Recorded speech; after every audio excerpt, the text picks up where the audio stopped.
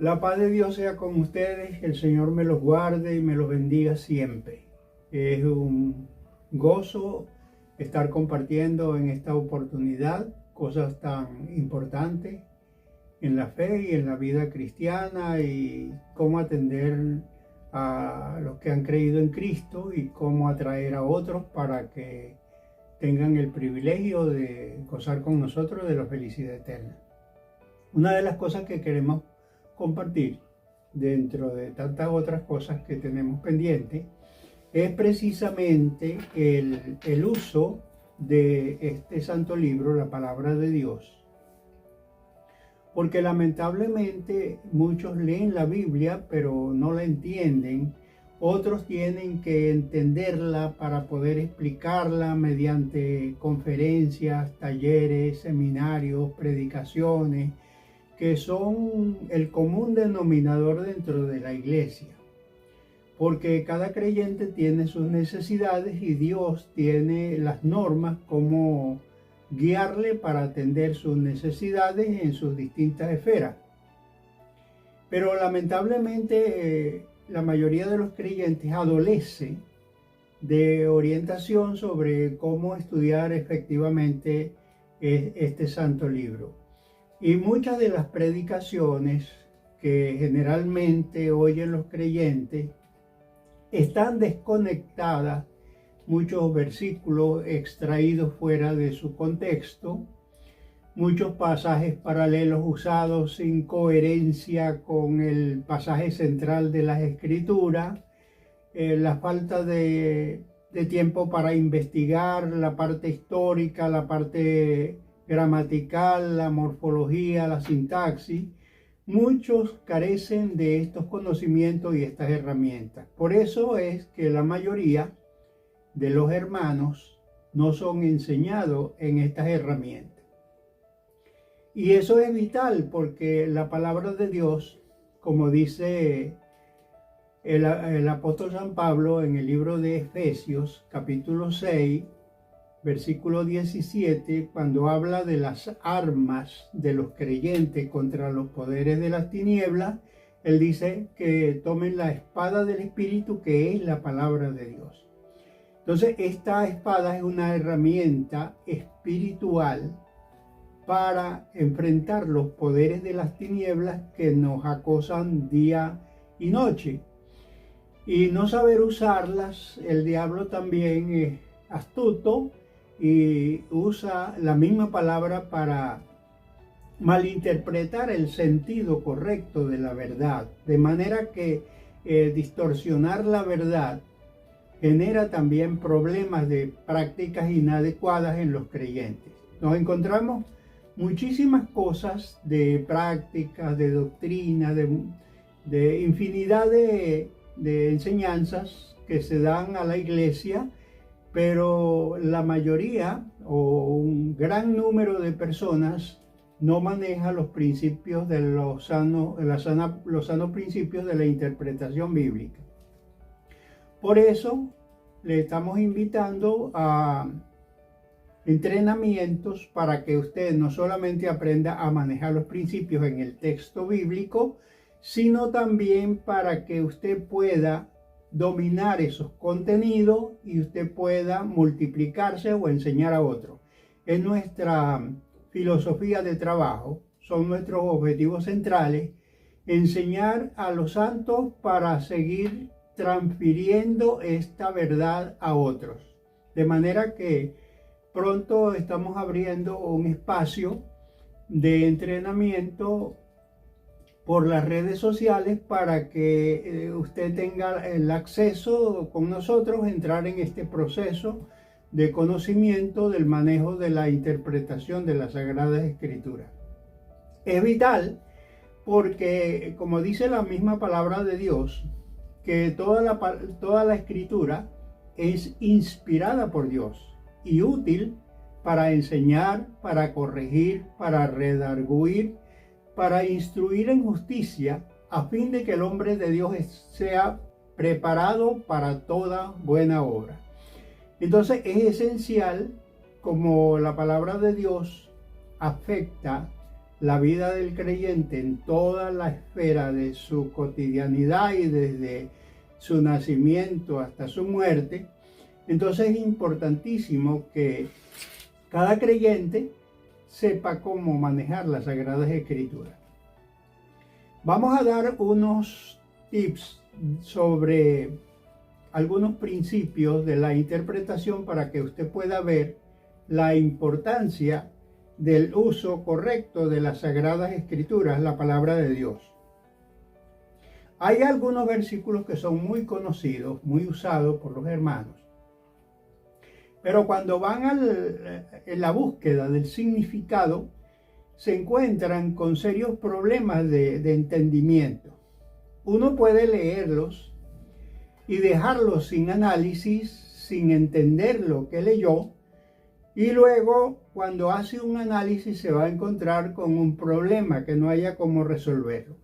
Uno de los versículos muy comunes usados entre los hermanos y entre las iglesias es 2 de Corintios capítulo 5 versículo 17, que dice que de modo que si alguno está en Cristo, nueva criatura es. Las cosas viejas pasaron y he aquí todas son hechas nuevas. Si le hacemos un análisis al texto, como dice allí, que de modo que si alguno está en Cristo, nueva criatura es. Tiene una nueva naturaleza en Cristo. Pero luego dice, las cosas viejas pasaron. Y aquí todas son hechas nuevas. Dice que ahora el creyente, la nueva criatura, tiene todo nuevo. Pero que ya no, las cosas viejas ya no las tiene. Pasaron. Como el creyente sigue siendo pecador y tiene muchas cosas en la naturaleza pecaminosa, entonces dice, bueno, entonces ¿cuáles son las cosas viejas que pasaron? Porque todavía sigue siendo un pecador, todavía comete errores, todavía necesita corrección y todavía necesita continuar en el proceso de la santificación. Nadie puede decir que no tiene errores, que no tiene faltas, porque como dijo el apóstol Juan, si decimos que no tenemos pecado, nos engañamos a nosotros mismos y hacemos a Dios mentiroso. Entonces la Escritura nos llama periódicamente a estar confesando nuestros pecados por las faltas cometidas, porque seguimos siendo pecadores. Entonces, ¿qué significa ser una nueva criatura y no tener cosas viejas?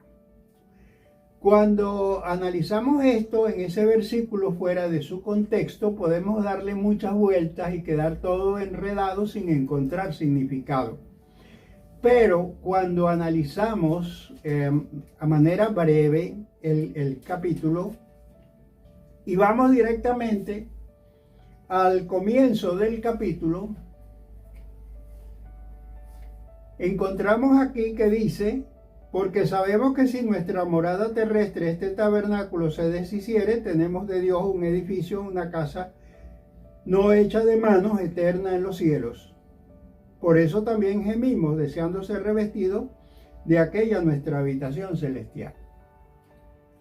Aquí dice la palabra del Señor que la nueva criatura en Cristo tiene una nueva habitación celestial, tiene garantizada su entrada en el paraíso. Antes no tenía nada, pero ahora tiene un refugio celestial, eterno. Entonces esa desesperanza que tenía, eso pasó, porque ahora esto es nuevo, ahora tiene esperanza. Si seguimos haciendo un análisis detallado, nos vamos a encontrar con muchas otras cosas que encontramos en la continuidad hasta llegar al versículo que mencionamos, el versículo 17. Si usted sigue analizando, va a encontrar una serie de aspectos que tiene ahora y que antes no tenía. Cuando a eso lo referimos a la moral, la interpretación, si antes mentía, ya no miente, que si antes ofendía, ya no ofende, antes molestaba y cometía errores, ya no los comete. No se refiere a eso, sino se refiere a las nuevas cosas que usted tiene en Cristo.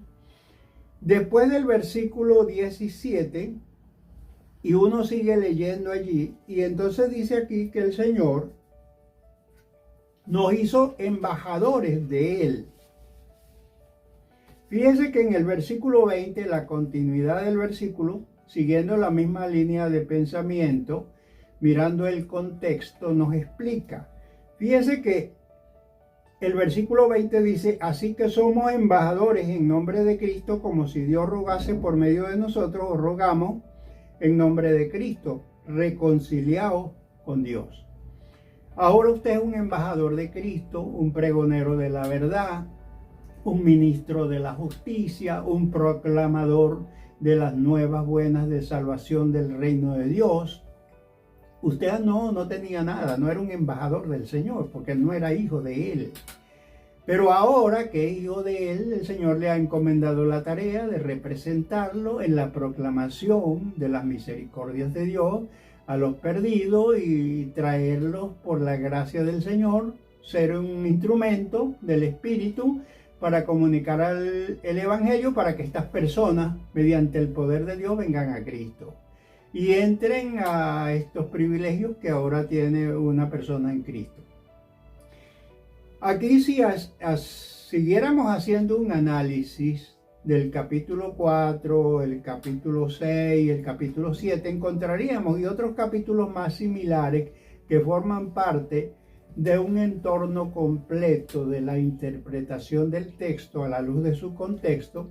Usted va a encontrar muchísimas cosas que tienen relación con este versículo, que si, en primer lugar, si no mira el contexto, va a quedarse con un problema que no va a resolverlo, porque no va a entender cuáles son las cosas viejas que pasaron y cuáles son las nuevas que tiene ahora. Pero la mayoría de los hermanos no tienen este entrenamiento, y cada creyente debería ser el guía del nuevo creyente para que él aprenda a manejar las Escrituras. Otro gran problema que tenemos allí con el manejo de la Sagrada Escritura es que muchos dependen de los capítulos, de los títulos y los versículos que están impresos en sus versiones, en sus traducciones o en sus léxicos, pero que originalmente no se escribió en capítulos, en versículos y menos en títulos. Cuando alguien depende de estos aspectos, indudablemente se desconecta de la realidad original, de la inspiración original de las Escrituras. Porque a partir de 16 siglos después de tener la Escritura inspirada de manera corrida, natural, fue cuando se comenzó a la edición de la implementación para fines de ubicación. No está malo lo de los capítulos y los versículos, no son de inspiración divina. Nos sirven como punto de referencia para la ubicación con mayor facilidad. Porque yo no estaría hablando en forma precisa diciéndoles, miren, el capítulo tal de Segunda de Corintios, capítulo 5, versículo 17, si no tenemos esta referencia. Pero como tenemos esa referencia, nos sirven para eso, no para interpretar el texto bíblico.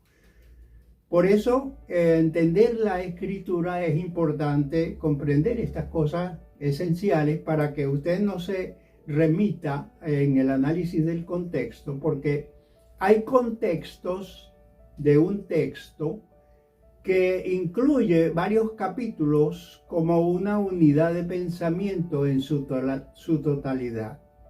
Muchos predicadores, conferencistas, toman un versículo, toman un párrafo, lo sacan de su contexto y pierden la esencia del mensaje, porque muchas veces la esencia está en el contexto y pierden esa esencia. Lo mismo también el uso de los pasajes paralelos o llamados también panorámicos. Cuando no tiene claro el uso de un texto en su contexto, muchas veces los pasajes paralelos no cuadran. Y la otra cosa es que hoy tenemos la facilidad de tener herramientas diversas. Enciclopedia, diccionarios, comentarios, infinidad de recursos que disponemos también. Que cada iglesia debería tener también su biblioteca, aunque fuera digital, con la finalidad de brindar recursos, porque mucha explicación tiene que ver con un acontecimiento histórico, porque eso se escribió en el marco de una cultura, de unas costumbres, de un estilo de vida, y todo eso refleja el entorno histórico cuando esto se escribió. Entonces es importante también tener los recursos de investigación para entender a quién se dijo, por qué se dijo, qué circunstancias determinaron el mensaje y otra serie de elementos vitales para eso. Especialmente los pastores, los líderes, los que ministran, los evangelistas, los que dan talleres, seminarios. Es importantísimo que aprendan o aprendamos a dominar los principios de la gramática. Porque todo el que ha aprendido un idioma se da cuenta que del idioma aprendido hay palabras, hay conceptos, hay ideas, hay frases, hay pensamientos que son muy diferentes de otro idioma. Hay cosas particulares en cada idioma que otro idioma no piensa de la misma manera, no interpreta las cosas de la misma manera. De manera que cuando tenemos nuestras versiones, vamos a quedar limitados porque hay cosas en el griego que no existen en el español y el Nuevo Testamento se escribió en el griego. Y hay cosas del hebreo que están en ese idioma, que son aspectos gramaticales propios del idioma, que no están ni en el español ni están en el griego tampoco. Entonces, tener unas nociones básicas para la comprensión a través del léxico. Dios nos ha permitido disponer de un programa especializado de léxicos donde un erudito llamado Strong escribió y organizó un sistema de aprendizaje para usted poder entender todas las palabras del hebreo traducidas al castellano o a cualquier otro idioma, también del griego.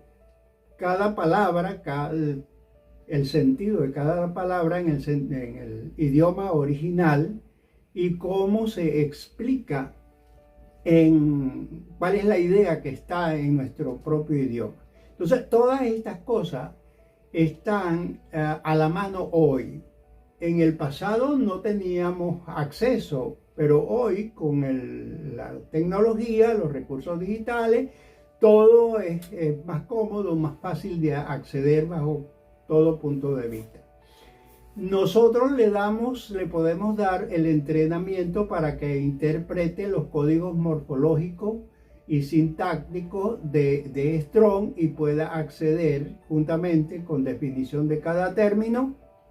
Y tenemos unos programas especializados que les podemos facilitar los recursos para que pueda profundizar y tener las ideas más precisas, de manera que tenga una comprensión mucho más allá de la versión a la cual tenemos nuestro alcance. Queremos seguir compartiendo muchas otras cosas y esto es una manera de estimularlo. Dios los bendiga. Seguiremos compartiendo. Puede comunicarse con nosotros y participar en los entrenamientos que podemos ofrecerle para la gloria de Dios, para la edificación y para bendición de todos.